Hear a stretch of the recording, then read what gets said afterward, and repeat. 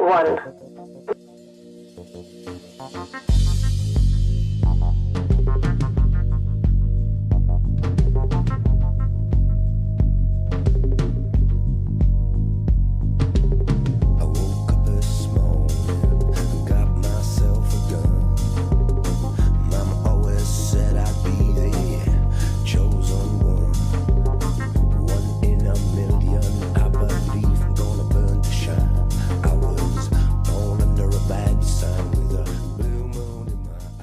Going on, everybody? Welcome to the first episode of 2023 of the Beauty Business Reset. We are super excited to have our good friend Gordon Miller with us. He's got a very exciting new project that he's working on for this year, and Gordon's always an inspiration and so dedicated to the industry. So Gordon, welcome to the show. Great to have you. Thank you. Thanks to all three of you. I'm excited to be here. I can't believe we made it to 2023. I know that's probably the most exciting. Right? A couple of years ago, we weren't so sure. I think even 6 months ago, some of us weren't sure. Yeah. So Gordon, tell us about your new. I mean, listen. Obviously, everybody knows that you had been with Hair. I mean, besides even Hairbrand before that, you're very storied. Definitely connected to the tech. Well, I mean, listen, we're technically techies. We've even trained Andrew in the technology space to do the great things that we've done through the last few years, for sure. But tell us about the new project. What's the scoop? New project. So I'm launching in January something called Social Beauty Makers, and it kind of, I quote unquote retired from Hairbrand. I'm still one of the owners, but 5 years went by super fast. 5 years with Hairbrand, checked off all the boxes on the things I wanted to accomplish for the community, for the guys. And so, and I feel like I'm kind of coming up on my final chapter before, possible retirement someday. And so I had a lot of things on the beauty bucket list to accomplish. And those became kind of the beginning of my thinking towards what Social Beauty Makers is. First off, the name, of course, I'm part of the professional beauty industry. My whole life has been, my whole adult life has been involved in the industry, and everything I have is because of the industry. So I'm forever grateful, and I just love it. And so, sticking with beauty till the end. Social kind of implying my involvement from the earliest days with social media. I mean, I think that was groundbreaking for me in my career. Was just recognizing while I was running the National Cosmetology Association, very old school community, I saw this new thing and I was like, wow, this is going to change everything. And I started working with brands pretty early on it, and most of them thought I was crazy. They're like, we like you, but you've lost your mind. Like, social media is not a thing. It's never going to be a thing.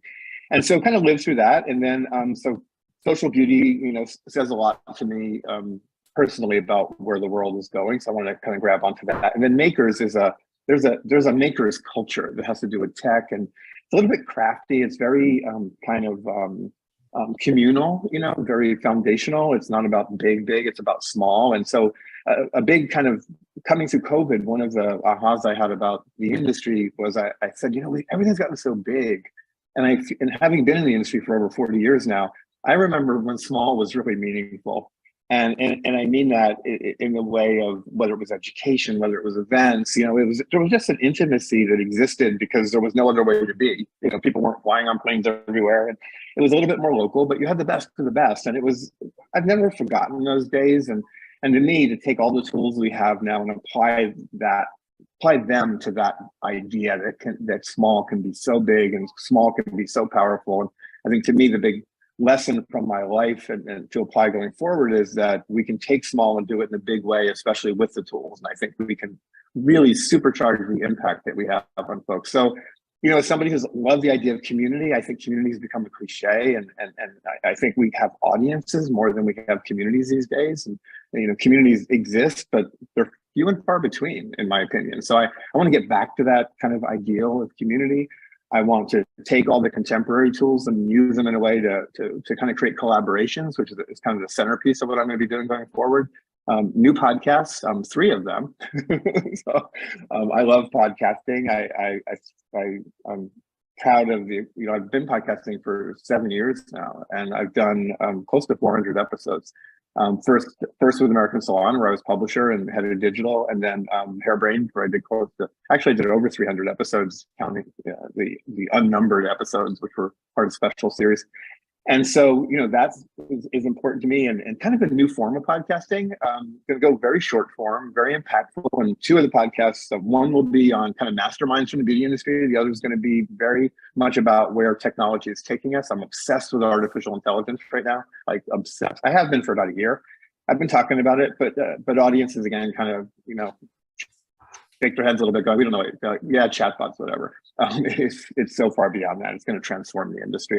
I believe in 3 to 5 years, like transform it. And everybody thought, oh, it's, AI is not going to impact us. Events, I'm launching 2 events in 2023, more on that to come, but they will be, I believe, events like nobody's quite seen before. And they're inspired by what's happening outside the industry, but also have some amazing collaborators to be announced from within the industry. Some very well-known, respected talents who, together we're going to do our best to put a little ripple in the events pond. And that's a big part of what I'm trying to do, is in my own small way.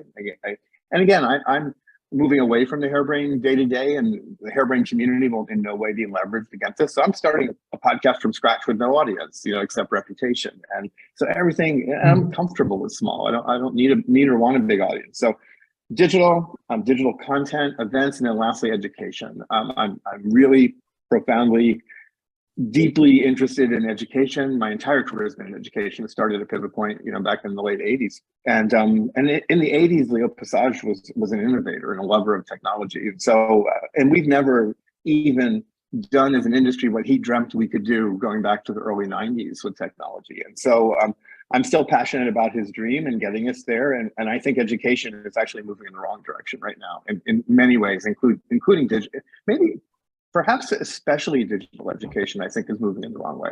So I'm, who knows if I'm right or wrong. We all have our thoughts about life and business. But yeah, a little bit of all those things, and more to be announced right after the 1st of January. Well, I didn't expect you to get lazy in 2023. I mean, listen, if you're going to lay on the couch all day long, yeah. I would have picked somebody different for the first episode. My couch. Yeah.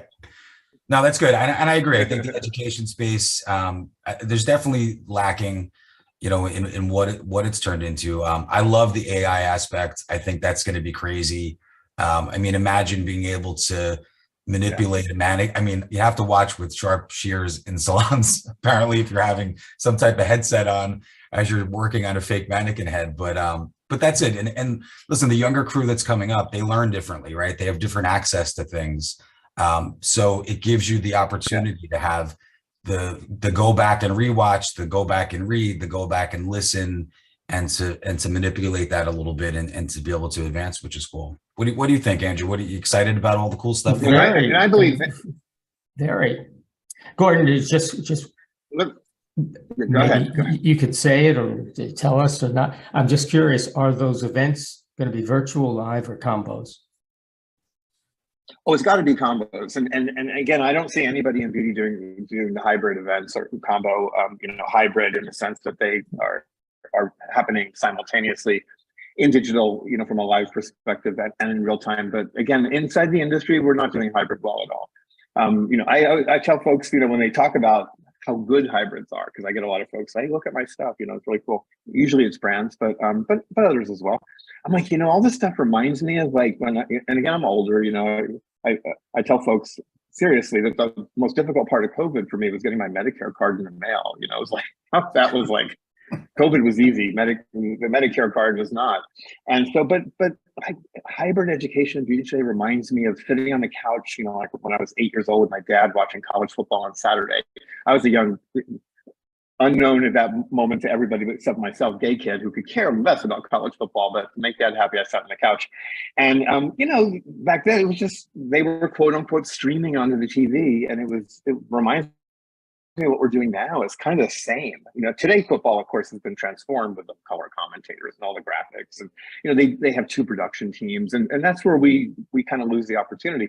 We're not we think in a room about how to set it up to best benefit the audience, so hopefully they can learn. You know, the environment matters, and we're not doing that digitally. We're just treating them as the same as the audience that's sitting in front of us, and it's a huge miss. So yes, it'll absolutely be hybrid, Okay. and I think in a really innovative way.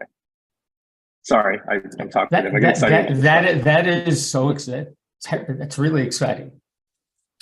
QED. It's exciting. Well, and Derek is probably the most techie of our group. What do you think? Me? I'm not a tech nerd. Just a little. You know, we're working on a lot. We have a lot of the artificial intelligence stuff going right now in our software and always expanding. And I think Gordon's completely on point with some of the things like training, for instance. And, you know, we did at Nikki's, we now have the kind of a semi-digital training for new employees as they come on, right? So important. Think how a new employee walks into their brand new workplace, right? They're you know, scared to death. Now, what if you taught them all your products, your basics, everything ahead of time, a little greeting with the team, some live, so they felt like they're walking into a place that they've already worked out for 5 years.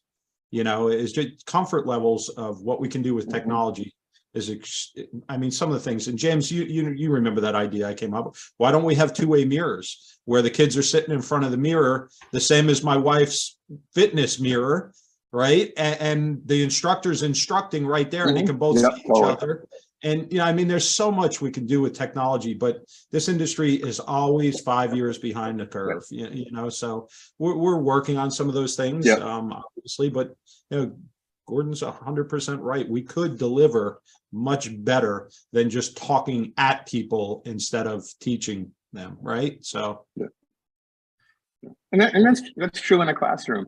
I want to add on the AI thing. My excitement about AI actually is, well, it excites me and it depresses me at the same time. You know, the big kind of shift in the AI, I guess, movement was this idea that it would be very kind of task oriented, would save us time and kind of do the hard stuff, mostly left brain stuff. And then now with, you know, with what's happening in this moment with OpenAI, you know, it's moving the opposite direction. It's moving to what everybody in the industry has said for the last 20 years, like, oh, we'll always be safe. Technology is never going to replace us. Well, you know, I did a trend thing a few months ago down in Mexico for a brand group. And I told them, I had a big slide with a cool robot. And I was like, you know, do you guys realize the robots are coming? So like they are totally coming. And of course, Roomba's a robot, you know, so they'll be in different iterations. They're not going to necessarily stand behind the chair. However, the things that creative people are not good at that need to be done, AI is going to step in and potentially replace those folks in doing the things that most of them aren't actually doing that we hope they would do. What are those two things in the beauty industry? Consultations and selling retail. Period, end of story. And you look at what's happening with AI and what's being projected, and AI is absolutely going to have every opportunity to fill in the consultation gap that clients, before they even go to any salon, before they even choose a salon, are going to have the opportunity, I would argue, to open an app, get a full-on consultation, tell them what their options are, what they might want to do. And once they make a decision, it's probably going to tell them, well, here's some salons in your area that might be able to do that. You know, and they'll be able to do the app with no involvement of AR, or do the consultation with no involvement of AR whatsoever. But all the proof points are there. And the other is, we know that, you know, 80–90% of folks are not making retail recommendations, that only 20% of salons actually are really seriously, you know, driving revenue with retail. That gap's going to be filled with AI, you know, because it's just going to be put out there probably by a mass brand, but it's going to, here's the AI app to tell you what product you need for your hair. And it's going to have the ability, and AI already does have the ability to do a lot of hair analysis just through photography. And so we see that in the mirrors, but they're kind of clunky still. That's going to change. And as soon as that happens, when a consumer can go on and have an AI app tell them what they actually need, and it's right, you know, and it's simple, you know, because I don't know if you guys have played it all with OpenAI yet, but you know, it writes stuff like I'm going to have an AI written newsletter that will come out with my, you know, my new project. And Gordon, so, what's the one Social Media Maker, there'll be a weekly newsletter that will be written by AI. What's the one that came out the other day that they said is going to trash Google? Yeah, that's the OpenAI. Jasper. That's OpenAI. That's the chat. Yeah, that's the chatbot on OpenAI. I was watching that new one where you can do a search with the open AI instead of doing a regular Google search. And it just literally pulls up an answer that it pulls from the whole internet and gives you an answer that's similar to what a human would give you. Pretty cool stuff. I mean, I don't, you know, getting it into the software in the salon industry. I think that's the hurdle. We're go use it. It'll blow your mind. Yeah.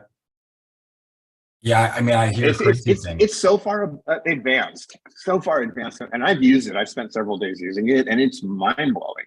And literally, it's going to write my newsletter for me, and more to that. But yeah, so I think it's going to transform the industry. It might be 5 years before we're there. I mean, we're certainly not at the top of the developers list to fix the beauty industry, but there's enough money in the beauty industry that someone is going to jump on it relatively quick. And I think that's the big transformation.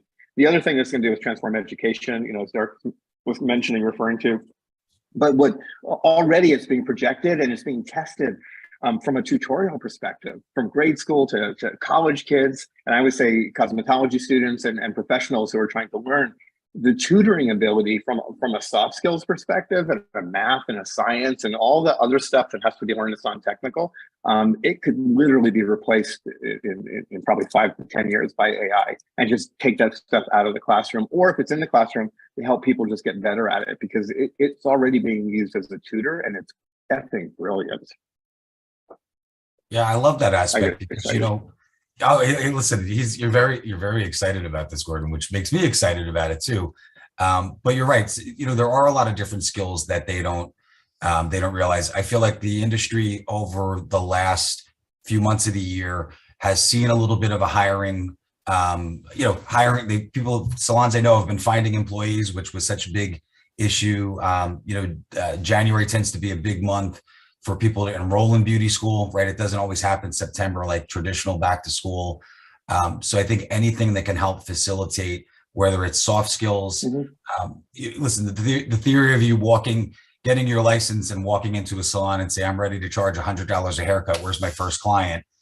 We all know that you need to have, the technical side of learning is something paramount in the beauty industry, but some of the soft skills and things like that too, and being able to decipher not only what that particular salon's terminology, whether you call it a root touch up or single process or whatever it is, the nuts and bolts of explaining it to the client. My joke forever has been, when we opened our salon over 10 years ago, that was my first time working in a salon, even though I was married to a hairdresser for a number of years. And when people would call with the mahogany craze, I want my hair to be mahogany. And I'm like, I can go in the basement and I can carve that out of wood for you. I can do that. I'm licensed to make you a wig out of wood. But deciphering for clients, I think that's what people.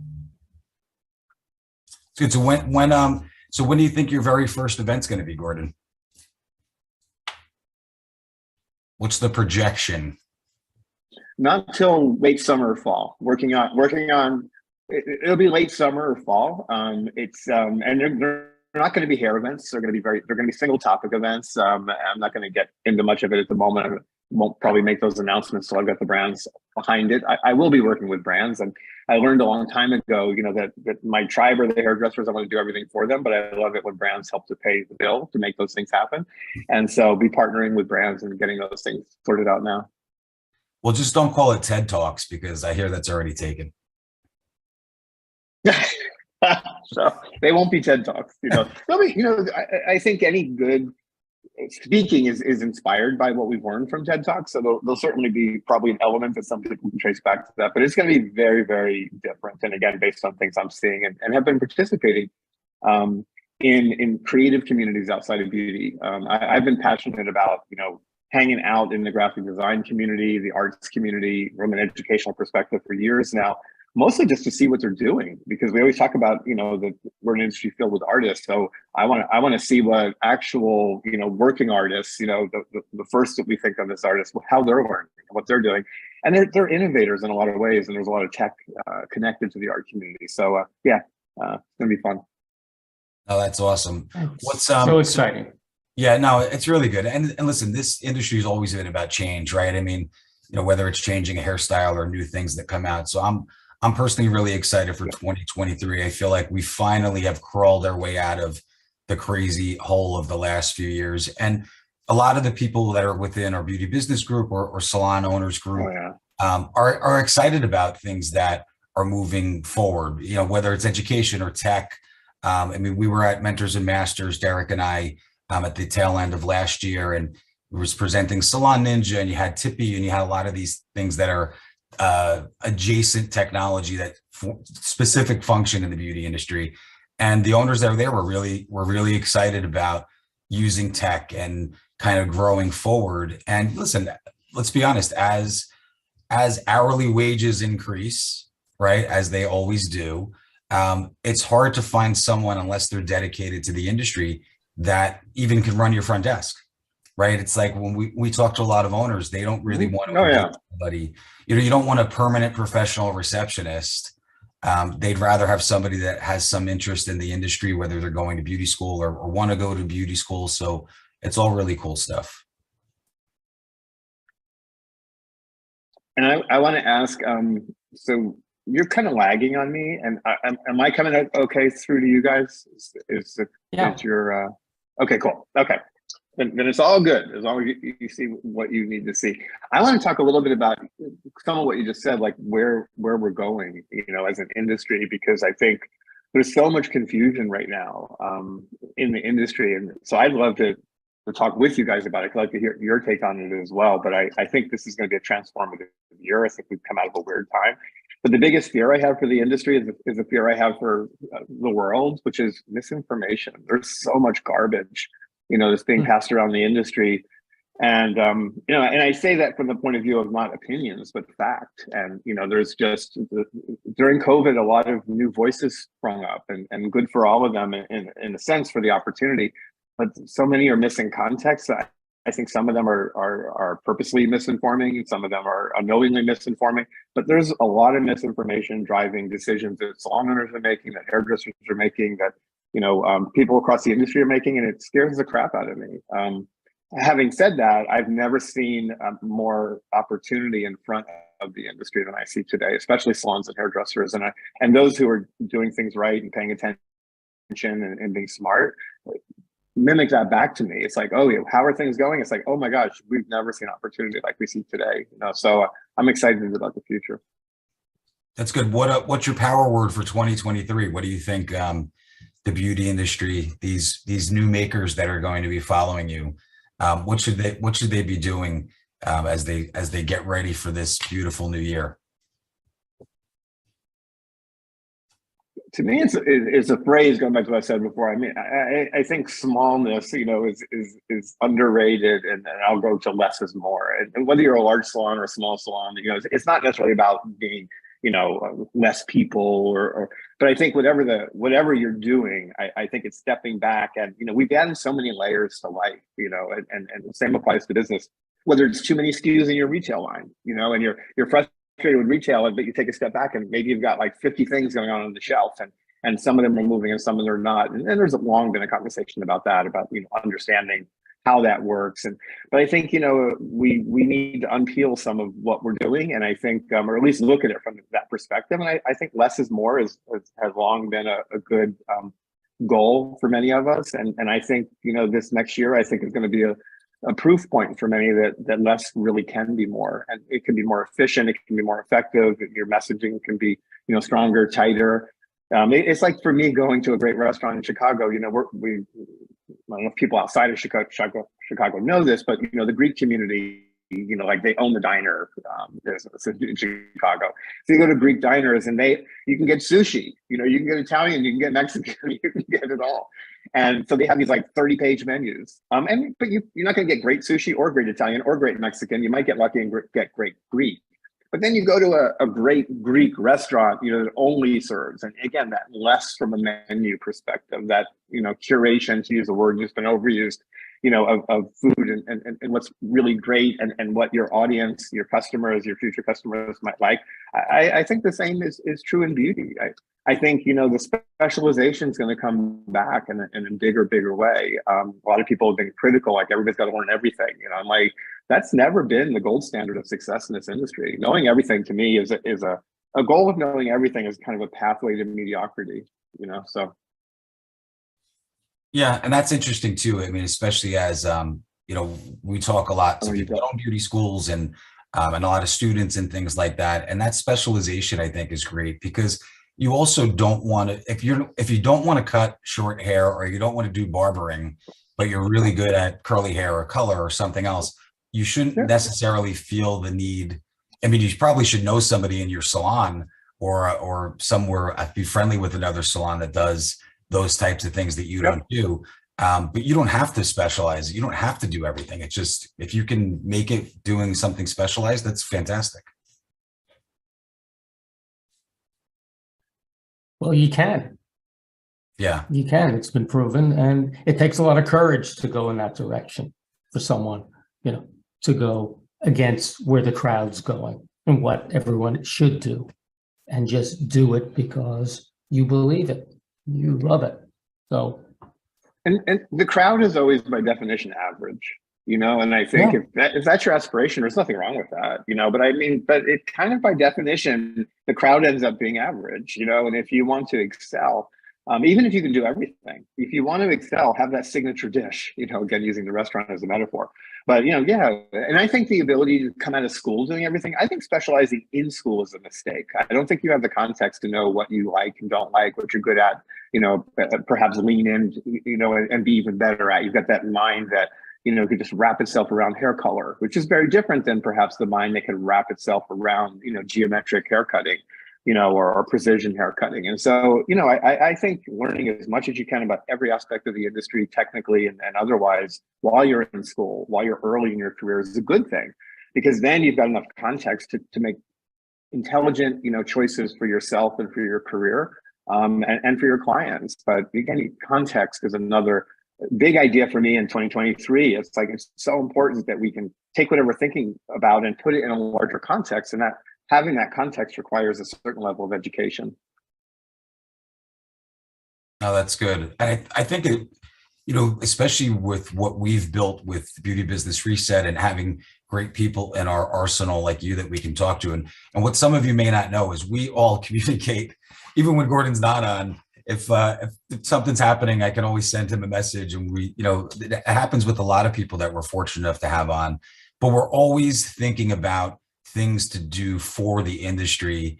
And we're always thinking about salons and salon owners and stylists. It's sort of what we eat, sleep, and breathe. But we're always thinking about new ways to advance things. And I'm really excited to have you with us today, Gordon. It's our first episode. We are super excited about your new project. Hopefully we can, once we get closer to some of your events and things, we can have you back on with us. But Gordon, thank you so much again for being with us. Look forward to your 19 podcasts for 2023. Guys, we'll post the links to Gordon's website, all of his podcasts on there. If you haven't checked out some of his past podcasts, I mean, even way back with American, had some fantastic people on. One of the interesting things is some of that content is still really relevant today, even though it was a while, probably seems like ages ago for Gordon, but thanks so much for being with us today, Gordon. We really appreciate you. Can I say a last thing? Can I say a last thing? Because I want to give you guys, you know, some compliments, you know, because I think what you're doing, and I love, you know, that some of us who are a little bit older are using technology to do cool things, and, you know, we're paying attention to how to. You mentioned, you know, being in touch with each other. We're more in touch with each other than I think old school when we were just bumping into each other. So I love that. But I think what you all are doing, the three of you, on your platform with your audience, the way you're growing it, is so important for the industry. And I just, you know, can't say kudos enough to the three of you for making the time to be so supportive of so many. So everybody have a great year, your audience. Again, there's so much opportunity out there, and you guys are part of making that opportunity come to life for people. So congratulations to the three of you. Thank you, Gordon. That means a lot from you. So absolutely. All right, guys. So happy 2023. Gordon, thank you very much. And we'll see you guys next week.